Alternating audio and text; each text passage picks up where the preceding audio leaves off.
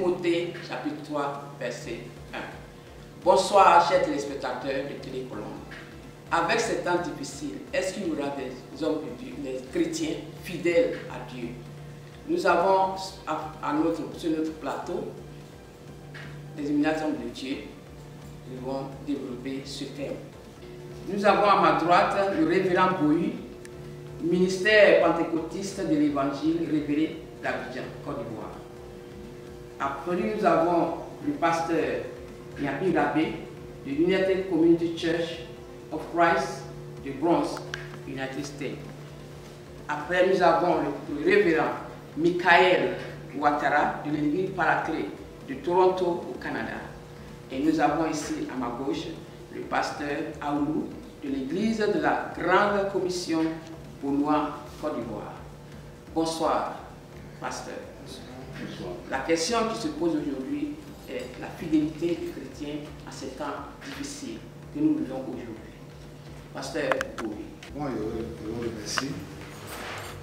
D'abord, pour la question qui a été posée, c'est un peu le souci de tout le monde. Parce que quand la Bible annonce un temps difficile, ce n'est pas seulement l'environnement, c'est aussi l'atmosphère même qui change. Et nous vivons dans une période où tout a changé. À tel point que même les activités naturelles même ont changé également. Et donc, les temps sont vraiment difficiles et il y a vraiment de quoi se poser des questions à ce sujet-là. Donc, à mon avis, je pense qu'on aura le temps de faire le tour de la question, mais il faut d'abord commencer par ce qu'on appelle le temps difficile. À quel temps sommes-nous? Quel temps était hier? Et pourquoi pour aujourd'hui est plus difficile que le temps d'hier? Quels sont les éléments qui différencient le temps d'aujourd'hui du temps d'hier? C'est qu'aujourd'hui, nous avons des choses qu'on n'avait pas connues hier. Et ces événements-là sont tellement nombreux qu'on aura le temps de les parcourir. Pasteur Abbé, est-ce que vous avez...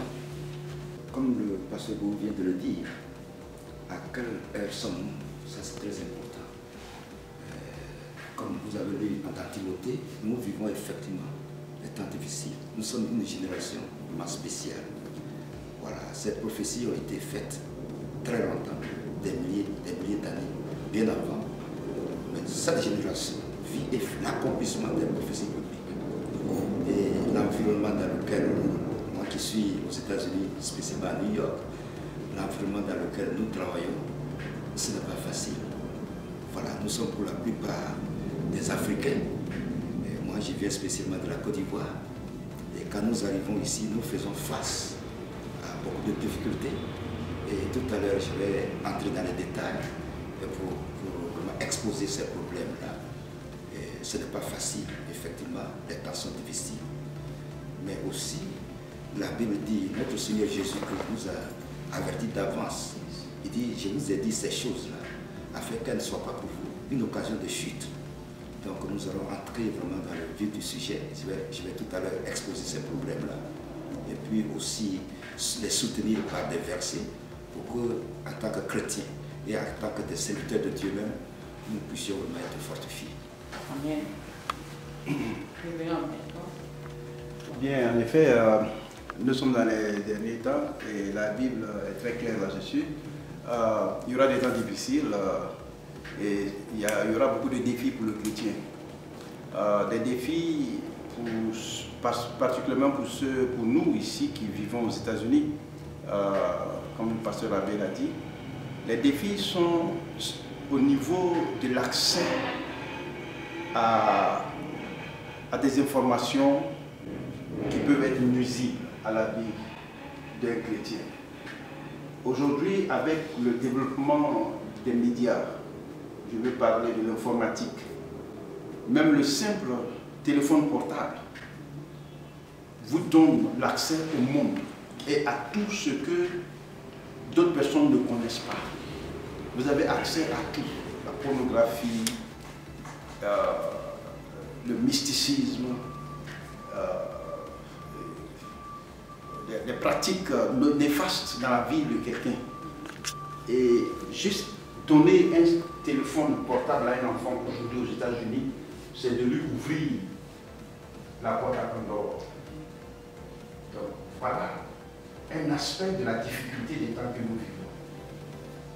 Et ça, c'est quelque chose pour le chrétien qui est un défi. Quand vous allumez votre ordinateur, vous avez des choses qui pop sur votre écran. Vous êtes seulement à un clic de la mort ou à un clic de la vie. Donc je vais m'arrêter là pour l'instant et nous aurons l'occasion d'en parler. Amen. Amen. Ok, justement, merci madame. Et je crois que la Bible est vraiment claire là-dessus, sur le problème de la situation que nous vivons aujourd'hui. La Bible, Paul est en train de dire à son fils Timothée que les derniers temps seront difficiles. Ce sont des expériences que le père en Christ de Timothée a vécues dans son temps et dans le futur, les problèmes que les chrétiens vont rencontrer. Et je crois que en cette époque-là, notre époque, l'époque où nous sommes actuellement, diffère de l'époque de l'avant. Parce qu'aujourd'hui, des choses que nos yeux voient, des choses que nos oreilles entendent, des choses que des gens font, nous amènent vraiment vers la fin des temps. Et toutes ces choses-là que nous voyons nous donnent de vivre un temps très difficile. Un temps très difficile. Et je crois que en tant que chrétien affranchi, nous pouvons quand même surmonter à certaines situations que nous voyons aujourd'hui.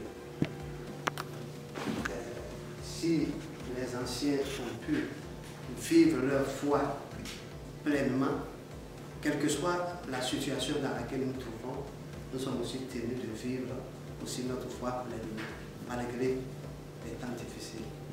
Je m'arrête là. Merci, monsieur le pasteur. Quelles difficultés vous rencontrez, par exemple, dans l'exercice de vos ministères?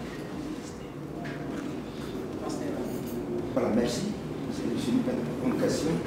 Comme je l'ai dit tout à l'heure, l'environnement dans lequel nous travaillons n'est vraiment pas propice à l'évangélisation. Parce qu'effectivement, nous vivons les derniers temps. Et je vais donner quelques exemples. Voilà, comme j'ai dit tout à l'heure, nous sommes pour la plupart des Africains. Moi, je viens de la Côte d'Ivoire. Et par exemple, nous sommes des serviteurs de Dieu. Dieu a un ministère. Et là, l'environnement, tous les habitants ne sont pas, on ne parle pas la même langue. Donc, dans un premier temps, l'évangélisation est dirigée vers les francophones.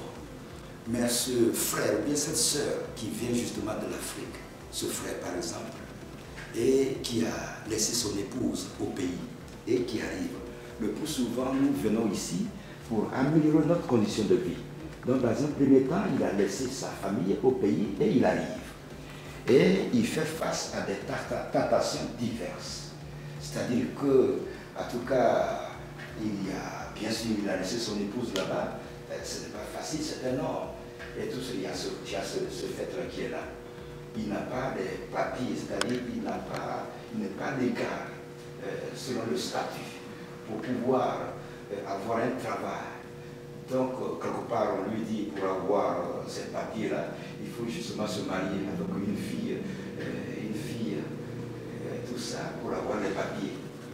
Bon, il est chrétien avant de venir. Et la tentation est là. Mais quand il pense aussi qu'il a laissé la famille de l'autre côté, et le temps presse, il doit vraiment se mettre à jour pour les faire venir. Et la tentation est là. Donc ça revient, la réponse est là. Est-ce que peut-on être fidèle encore dans ces temps difficiles? Il est devant les faits accomplis. C'est ce que j'ai relevé tout à l'heure. Le Seigneur Jésus lui-même, il nous a dit que je vous dis ces choses d'avance, afin qu'elles ne soient pas pour vous une occasion de chute. Et également, je le dis, bon, il est aussi là, il est là, et puis Bon, quand il a le travail, parce que c'est une société à consommation à outrance, le capitalisme est vraiment bien prononcé. Et quand justement il a le travail, et les employeurs, les immigrants en tout cas, on les emploie selon le programme, en tout cas ils doivent nécessairement travailler dimanche. Ils ont besoin des gens pour le dimanche. Et lui il est chrétien. Comment peut-il vivre sa foi? Parce que selon, dans ce capitalisme à outrance, c'est le dimanche que vraiment les gens, les employés, ils vendent beaucoup leurs marchandises. Donc là, ils retiennent le chrétien pour travailler le dimanche. Comment faire? Et selon l'interview, avant de l'embaucher, on doit faire le programme. Faut-il accepter de travailler dimanche ou bien refuser? On le met devant les faits accomplis.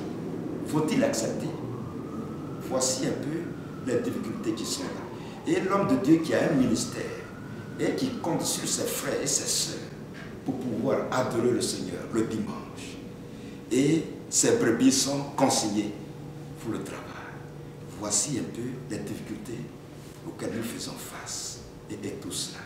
C'est un environnement aussi où il y a la drogue. Il y a la drogue. Et toutes ces choses-là. Donc ça bloque aussi le ministère. Tel que je viens de dire là, ce n'est pas facile. Le chrétien qui n'est pas encore raffermi dans la foi, quand il est en face de ces situations, de ces tentations, ce n'est pas facile. Mais ce que je voudrais dire ce soir, c'est que Jésus lui-même, il nous a dit d'avant, il dit, je vous ai dit ces choses, afin que, quand elles vont arriver, vous vous souveniez que je vous les ai dites.